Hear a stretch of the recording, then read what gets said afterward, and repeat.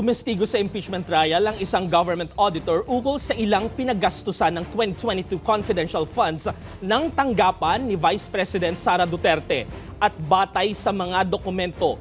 Kabilang dito ang Christmas party, tree planting at gift giving.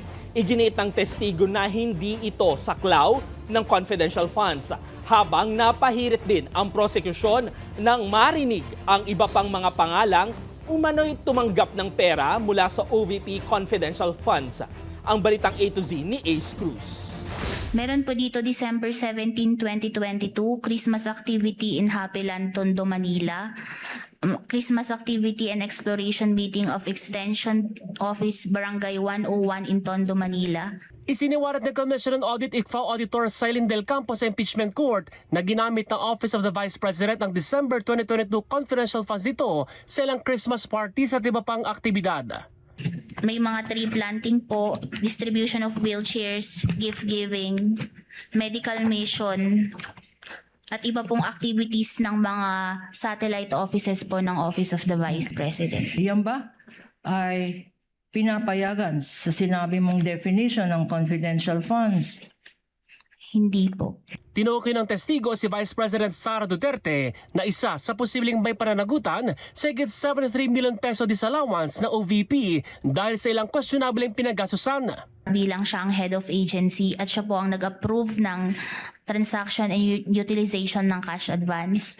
Pangalawa po, ang naging participation po ni Ms. Gina Acosta is siya po ang special disbursing officer at siya po yung nag-disburse ng cash advance. At kay Ms. Julieta Villa del Rey naman po, sinertify niya na complete and proper yung supporting documents pero hindi po complete and proper yung nasubmit po sa amin. Lumabas din ang iba pang pangalan ng mga personalidad na umano'y nakatanggap ng pera mula sa confidential funds ng OVP. Kabilang sina Pia Piatos Lim, Ralph Josh Bacon, Beverly Claire Pampano, Matthew N. Queso, Jay Camote at Miggy Mango. Gumawa ata ng fruit salad dito. May kamote, may mangga, may keso. Bukod pa rito mga kapilido ng ilang kilalang politiko at 8 iba pa. Pinuna rin ng prosecution ang ilang acknowledgement receipts sa Department of Education na pinirmahan sa magkakaibang lugar sa bansa sa loob lang ng isang araw. Self-evident that all these documents are dated February 21, 2023. Kung hindi man Superman ang isang SDO, kaya ba niyang puntahan? Sa palagay mo, Your Honor, please. lahat na ito. Your Honor, please. Yes, Council The Correspondent. question is speculative, Your Honor.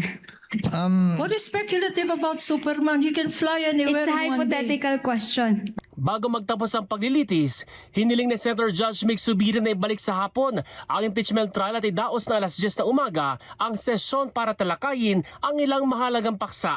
May ilang senator judges ang kumontra dito kaya't nagdesisyon si impeachment presiding officer Francis Escudero na kanila pa itong tatalakayin sa mga susunod na araw. Para sa balitang A to Z, Ace Cruz.